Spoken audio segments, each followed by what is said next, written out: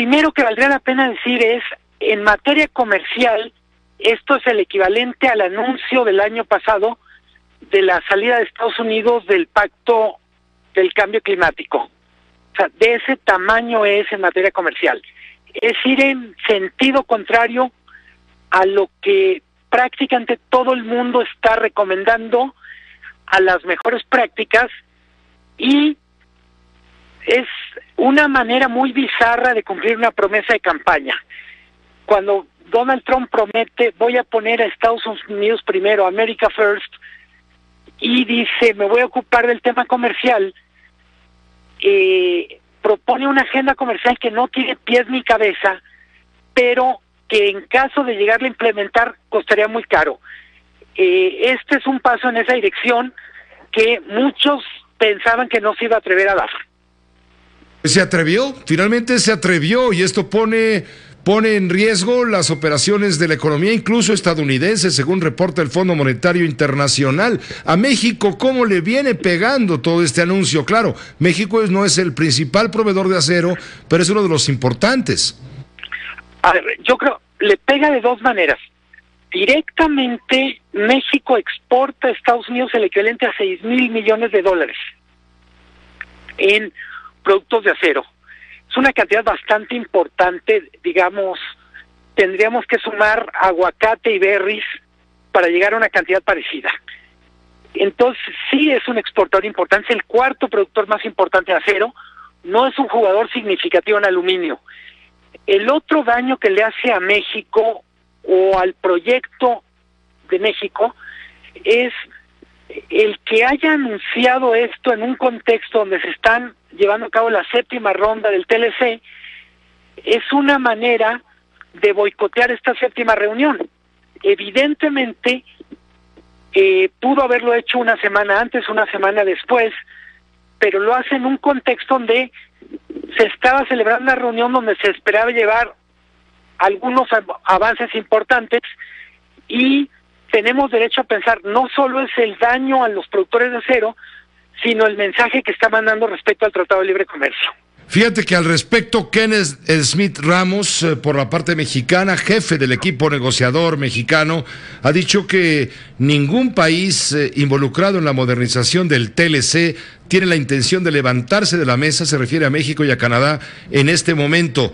Dijo que el anuncio de esta imposición de aranceles a la importación de acero y aluminio por parte de Estados Unidos no afecta las negociaciones dentro de las mesas de trabajo. ¿Le crees? Bueno, primero no le creo. Tan afecta que el secretario Guajardo tuvo que a media semana viajar a Washington. Si el principal negociador mexicano se vaya a atender el tema del acero no es una forma de mover la agenda de la negociación, pues entonces, ¿qué es? O sea, yo entiendo, y es muy importante para el equipo negociador mexicano ratificar que el compromiso es tratar de sacar el acuerdo, pero las señales que estamos recibiendo en Estados Unidos son, iba a decir desconcertantes, pero simplemente son negativas. En la Cámara de la Industria del Acero en México, desde ayer emitió un comunicado en donde reacciona, por supuesto, por esta medida dolorosa para esta industria y le reclama al gobierno, le exige al gobierno reaccionar de la misma manera, de una manera equivalente. ¿Sirve de algo? Sí podría servir. Todavía falta que la próxima semana se anuncie cuáles son los aranceles, los productos particulares que van a tener los aranceles, qué porcentaje y qué países.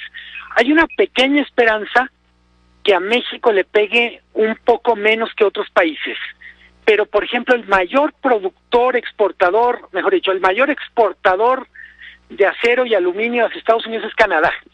Entonces claramente desestabiliza la negociación por el lado del tercero. Cuando decimos la Cámara del Acero pide medidas espejo, medidas de represalia, muy probablemente las medidas de represalia que México podría tomar serían en el sector agropecuario. ¿Cuál es el problema de tomar medidas de represalia? Que el efecto para los consumidores mexicanos sería pagar más caro los bienes que importamos. Dicho de otra manera, Si México, para castigar a Estados Unidos, diría, bueno, le voy a poner un arancel a la carne de pollo que me vendes, al maíz que me vendes, pues poner un arancel significa encarecer el producto. Evidentemente le pega a Estados Unidos, pero también le pega a los consumidores mexicanos. Falta todavía por escribir en esta historia, pero bien dijiste al principio de tu análisis, esto es comparable a cuando Estados Unidos, Donald Trump, pues en concreto decide abandonar el Tratado del Cambio Climático. Sí, es muy importante y es una de las noticias del año, aunque apenas vayamos en el tercer mes. Y lo que falta. Te agradecemos mucho, Luis Miguel González, el haber estado en contacto a través del periódico El Economista. Es un placer, Pepe. Queda a la orden. Buenas noches. Buenas noches. Gracias, Luis Miguel González.